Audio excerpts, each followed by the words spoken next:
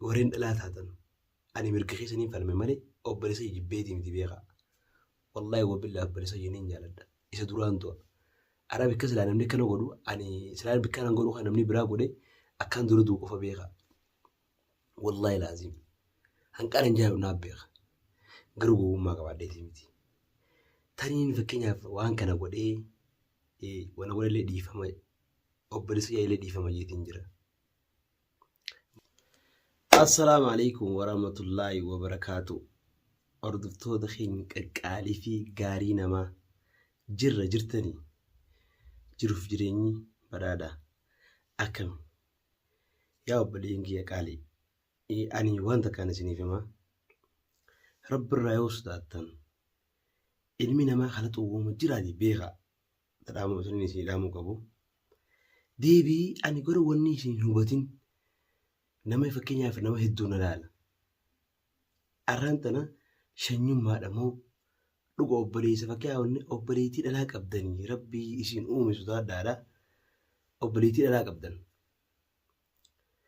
isa fakkeenyaaf amma aarifoon obboleessa kiyya dhiiga kiyya tamaam wani beekuu qabdan dhiiga kiyya obboleessa kiyya ilma haadha tiyyaati garuu rabbii isin uume sodaadha ani nama beekamattiin beekan Abrahaam artistii jechuudha Abrahaam Abdallaa Abrahaam keenya akka nama takka kabajaan dhuftee na gaafatte micoo wanni mana geessitanii fi mana geessitee jechuudha waan hin taane keessatti uumtanii ifuu maali ani fakkeenyaaf na dibdee lamaffaa deebii anyuugaa dachaas dubbii jikkaas fa'aa ajaa'ibaa natti taara. Dachaas na barbaadda obboleessa kiyya na barbaadu jirta yoo na barbaadu jiraatte kootu bikaan hin taa'u na beekta mana hin dhaqus na beekta garuu kabajaan sii qabu ati nama nurra guddaati nama waa beeku yoo naa fi aarifoon keenya irra fakkeenyaaf ani kalaxee aarifoo kana kanii hiisisu ta'e faamii keenya Abrahaam nama kabajaa waan farma dhufee bar faamii kana baasinaan jiru waan biraallee dhabu. Fahamii keenya kana nurraa sirraa fokkotti wanni kuni viidiyoo miidiyaa rabbaatiin arrabsuu dura dachaas taniin sidhaamu dhageeffadhu obboleessa kiyya na arrabsuu dura na dhuftee boo ilmaati ilmaana boo kiyyaati isinii kun ilmaana boo kiyyaati maa wal nyaattan wal nyaachuun isinirraa gaarii miti wanni kun sirraa hin barbaachisu micoota naas fedhu ilmoota narraa baasan malee akka itti irraa baasan naaf beekaayitee maaliif fudhachuu ni beektan biyya namaa reetan mirkatti jiraatu ni beektan fadhu ilmoo irraa baasan namni getteen afaan nagiyaatiin akkaan micoota na fitti qabnee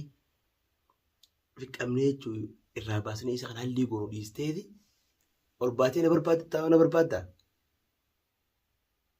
garuu wallahi kabajaaf godhe obboleessa kiyya anaa mitiiti hanaan ati mana sii dhufti wallahi mana sii dhufti sii galee obboleessa kiyya nama nyaatee garaa qabuutu nama dura dhaabbachuu danda'uutu nama maallaqaa yoo ta'es nama bira dhaabbachuu danda'uutu nama yoo fakkeenyaaf dandeettii ati askaras keessa ati mata meeqa jirta amma 10 as keessa jirta askara tokko hin beektu obboleessa kiyya sila askara tokko beekta aarfoo dhiitee baafta qiyyaa baqaraa amma 10 as keessa jirta amma 10 teessee nama tokko kasilaa fakkeenyaaf godhattee ani wallahi wabillahi yoo askara fedhiisi immoo askara fedhee marra gaaftees garsee yoo barbaadde si galee manii qabaachuun obboleeyyan kiyya maniidha dubbiin yoo manii barbaaddan wallahi wabillahi manii qabaanan biyya namaa tabbaa fedhe aarifoon zaachaa naa haarsuun waa takka godhan yoo isarraa dalage manii dhugaan isin ishii maa dhageeffadhaa garuu dachaas feetee meetiis ati kaantu naati qabxee walii qabnaa beeki qiyyaa baqaraa ani jechuun namati waa gootee jiraachiftee miti. Amma tokko na dura jiraatteefis afaan namni afaanii miti laat dura manii qabaachuudha malee obboleessa kiyya manii qabaannaan abbaa fadhi cabsattaa beeki isinuun takka itti taphadha akka ashaangulitiitti wallahi wabillahi akka ashaangulitiitti isin taphadha amma 10 as keessa jiraatteefis mii waan ati na gootuun siraadha dachaas ati immoo wallahi dachaas dhageeffadhu mana keessatti akkasii dhufuu barbaadde mataa keetiifuu edanuu mana keessiif hin dhufan yoo barbaadde. Ammoo mee fakkii amma tokko as keessa jirta fakkeenyaaf meeti tana dibdee amma 10 jirta. Hanaan tun yakka fakkeenyaaf namni tokko haraam dalaguun yakka waan taate biyya arabaa keessa jirra. Maaliif anaatti zaachaa qabachuu osoo hin taane hanaan maaliif hanaan qabdii maan qabsiisin dheengadda mana Abiraam dhufte isiin maan qabsiisin dhiirummaa qabaattan. Anatti jechuun afaan banuu miti anatti afaan banuu miti firaan isin dhorka isin hundaa'anii. Ummata rakkataa ish wallaahi wabillaahi dachaas kabajaa qabaadhu asitti himeetiin jiranii.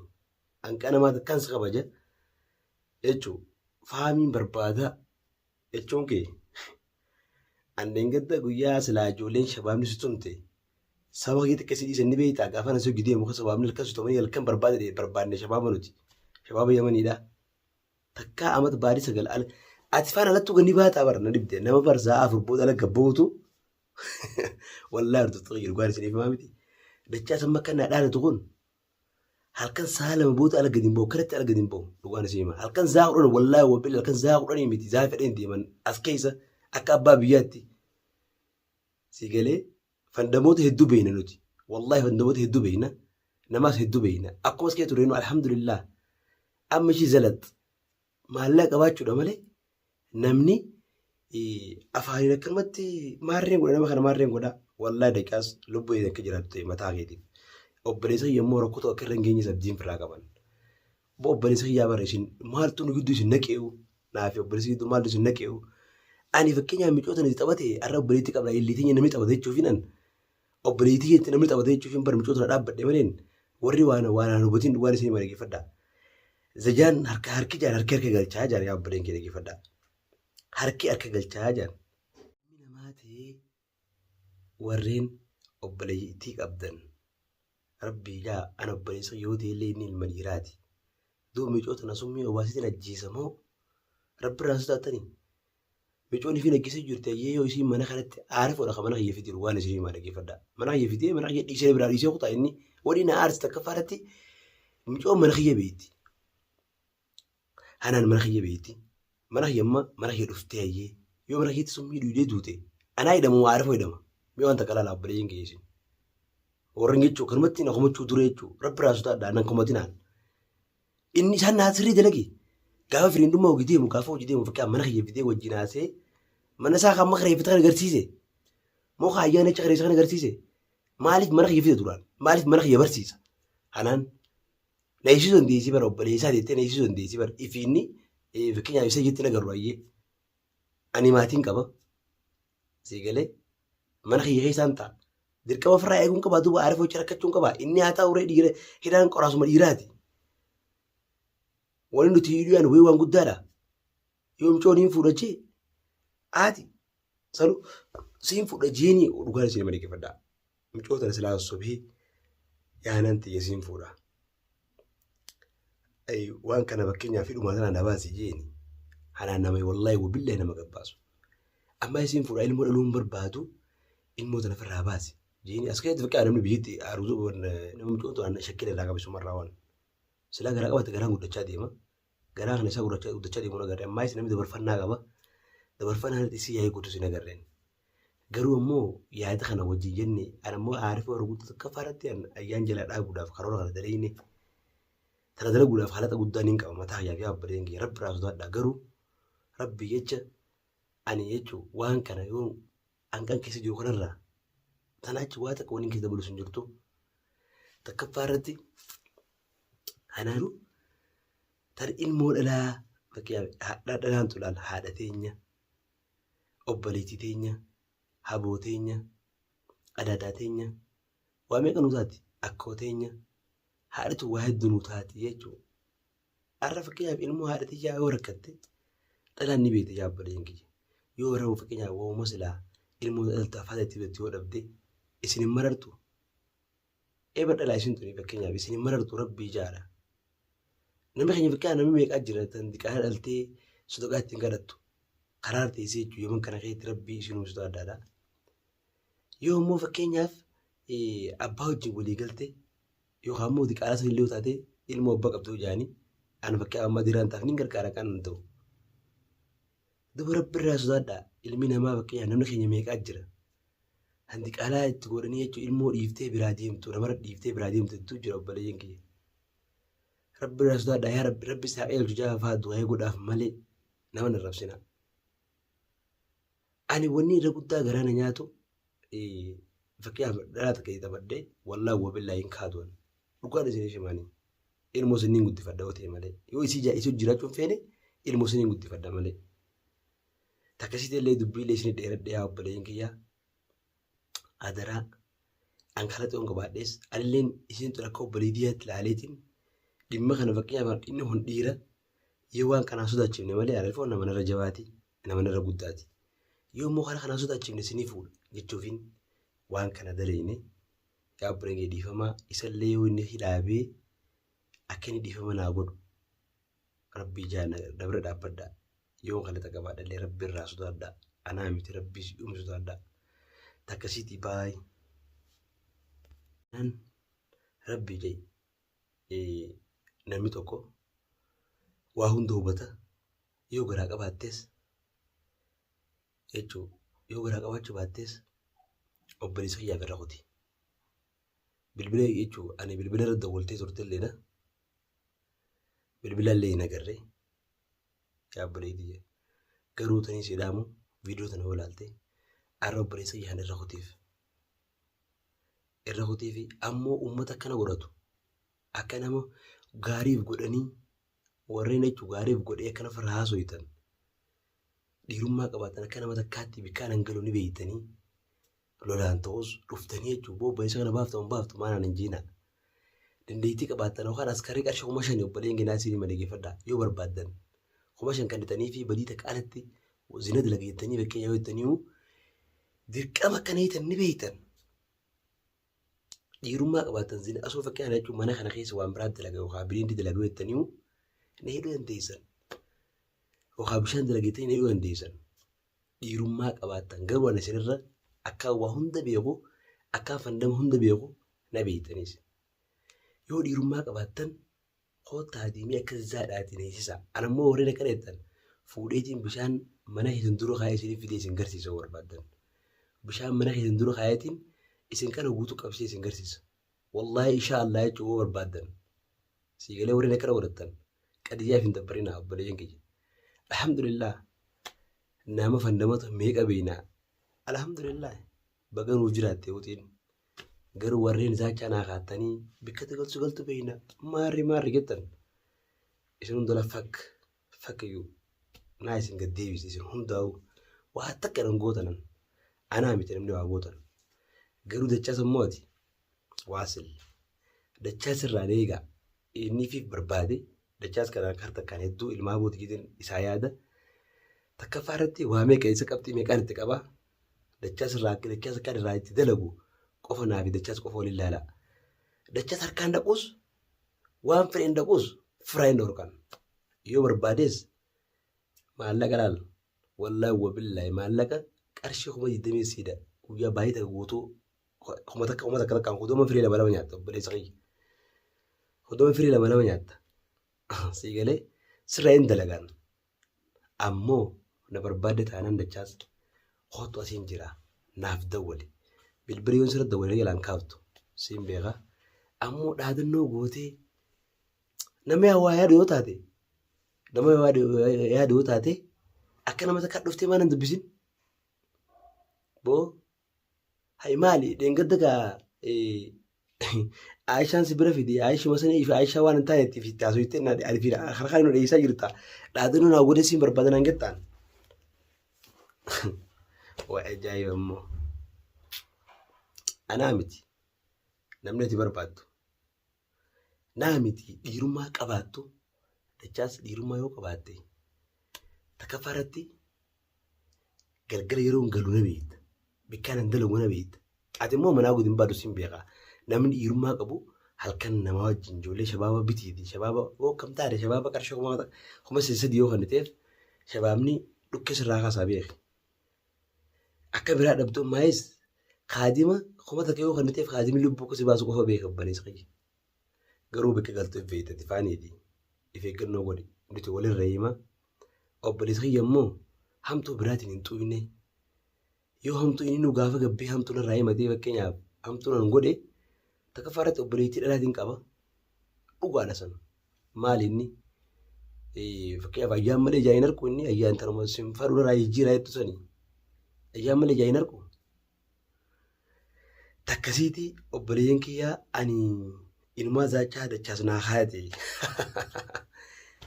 warreen zaachaa faamiif kaane jettan hundi keessan warreen Yemen keessa jirtan mee dhiirummaa qabaattan dhaalqee quba qeensaa jechuun wallaahi dhugaan isa yaamte quba qeensaa akkana qilaa osoo hin deessan. Alhamdulillah alhamdulillah namni laa dubbiin afaan qabaachuu nama beekuudha. Akkana itti jiraatu beekuu bakka gidduu bakka kamiin jiraa beekuu akkamitti nama kana qabsachuu hin danda'etti itti yaaddee waa dalaguudha. Ani dhugaan isin maleeffadhaa eegaan as keessa dhufe amata lama hin geenye obboleessa jiruun fakkeenyaaf har'a amata meeqas kee jira masa dhiyya afur jira garuu waa namni hubannoo qabaachuun anummaan gowwaa isin jettanii yaaddan kun isin guutuurra hubannoo hin qaban. Har'a maalii fi yoo jettanii takka faarratti obboleettii dhalaatiin qaba. Warreen akkana jettan keessaa dhalaa takkaa shagoddanii hin beektanii isin. Maali dhalaan shagodamtu? Shagoddee eega beekte dirqama fakkeenyaaf haalli dha'uuf qabdamoo dheessuufii qabda. Yoo dhugaa dubbanne mee dhugummatuma keessaniif yaadame isin. Warreen nama kumattan dhugaa rabbiin. Saniifuu obboleettii warri qabdan namaa yaadaa malee zajaa isin rabbi isin yaafa qalu isin. Warri isinii itti godhe maarre garaa hin qabaatiin fakkeenyaaf garaa hin qabaatiin rabbi garatti itti ilmoo sanatti hin godhin isinii galee garuu wanni kun fakkeenyaaf akkamitti waan kana jaartiin bira dhiitti isin tunuu fakkeenyaaf jibbisa aarif immoo jibbisa qabdi malee akka nama waa beeku sulaa taate haa fuudhu micoota naawu fakkeenyaaf shari'aan afur faqaddee fi haa fuudhu micoota naawu haa boo'achuu qabdi moo hai isii fakkeenyaaf maallaqaan hin baasu maarreetti harkaa ta'uu qabdi. Harkaanis hin baasu. Harkaanis hin baasu. Obboleessitti himee hin jiran. Dubbiin harkaa ta'a miti. Namni kaayoo karoora akkamittiin nama kana godhuu danda'a nama kana irraa dalaguu danda'a jee yaaduudha malee. Shaqqal ani sammuullee qabaa hin qabdu naan jettan ifiin beekasan. Garuu obboleessa kiyya taate malee silaa nama biraa taate wallaahi tolchee bareekitiin irraa dalagan. Tolchee bareekitiin irraa dalaga. Warri dhaabaaftan jettan akka mana guddaa dabarsuun hongoo ishina. Dhaabaafne jettan. Isin warri akkana jettan kun ammoo warreen jechuun inumaatoo faayii barbaanne jettan. Abiraayim kabajana dhufte waa'ee hiyyaan seeniin. Kabajana dhufte taanaan akka tasaatti hootu na gaafadhu. Waa'ee hiyyaan seeniin. Siimeetiin jira ilmoo namaan qabdu guddifadhu. Obboleessa kiyya. Sitti himeetiin jiran. Warreen ammoo osoo dubbeeddan hubanne nama arrabsitan. Amma warri obboleettii dhalaa qabdan zajaa keessa jechuudha isin haa kafalu. Obboleessa kiyya jedhuu dura eenyutu fakkii aboo biyya barbaadu jedhama fakkii biyya namaa jira bar. Arra obboleettii yoo namni shawwadee akkana jeen nama san ni dhiiftaniis yoo isin taate obboleettii isa yoo namni shawwadee ni dhiiftanii mi'a obboleettiin geessin. Maak isin geeftan moo haa fakkii aan dhalaa fakkii ani ajjeesaa isin ajjeesaa mormaa irraa mura. Isin morma irraa mura jechuudha isini. Mormaa irraa mura gaayyee ni yaameetiin haalli dalagaa fe'ee yoo kaayyee namni tokko fakkeenyaaf yoo ammaa akkana isaatti inni kun hayyee firaa bas ga'ee kaniin jechuun haalli godhuuf fakkii haalli godhuuf taate yoo irratti hawaa taate anaa hidhama. Eenyuun na galaafate jaama oggoos. Aarifoon na galaafate jaama akkuma anammaan galaafate faamii godinaan gettan kanatti. Saniifuu aarifoon silaa amanee waan kana godhe jee gaarii ture. Takkasiiti hordoftoota kiyya ani kanatti hongo baadhees. Maaliif dhifama yoo ta'e jechuun gaafa ani gabbaasuudhaaf waan takka waan rakkitu jira. An dhimma kana wajjin keessa jiraadhee itti haasee fi hiniine waan taateef baasuu danda'u. Anaan ammoo hiibuu anaan itti dhibbadheetiin jira. Takkasiiti yoo nandee haalli hiniin godha. San eegitti immoo warri zaachaa anaa haatanii harkaa ta'u gootan be careful. Dhugaan isiniif himan. Ifiif jaana geessee harreen haa tokkotti jennaan ifittuu gabaabsitee jettee jaan. Nama uumama murate haa nyaatu waan fedhannaan jettaniis zajaa keessan rabbi isin haa deebisu wallahi anis keessa kiyyaana qulqulluu asii galee hammeenya isin jettan kanaas ani hin qabu takka hin qaban hammeenya isin jettanis waan fitannaan jaamala isin yoo namni ayyaan maaliif jibbitaa warri jettanii jirtan yaa obboleen kee dhugaan isin malageeffadhaa ayyaan namaa fi nama waliin fitti waa meeqa jechuun shabakaa meeqa isin tumtee jira anama isin naaf ootaniimi bootitti dhuftan gartan anaa miti isii tanaas boota waan itti dhuftanii gartan isaanummaan wajjin jiraatanii yoo wal fudhan wajjin jiraatanii na rakkisaa jiran saniif ootan isin tamaam takkasiitii obboleen kiyyaa nallee jibbitan anillee rabbi naa qajeelchuun dongore qabaadhee ammoo hadaraa rabbiif jecha subscribe share like naa godha takkaffaa subscribe naa godha sanattu waan arraba kiyyaa ammoo arraba miseejii arraba ammoo narraa dhiisaa rabbi jecha yoon kanata qabaadhees kanata yifrodhee itti balleessu obboleessa iyya kana akkaan itti raarfadhu naaf beeka hidhaa ammoo gaafa bu'u ammoo hidhaa akkaan itti baasuu danda'u ani baasuu danda'u namni baasuu danda'u ni jira tarumaa ammaas hidhaa tanaa ani sannee inni yaada namni tokko yaada ilmi namaa tokko wajjin haasawa yaada san yoo nan godhallee dhiifama isiniin jeetiin jira obboleeyyan kiyya waan kana yoo nan qopheessinee dhiifama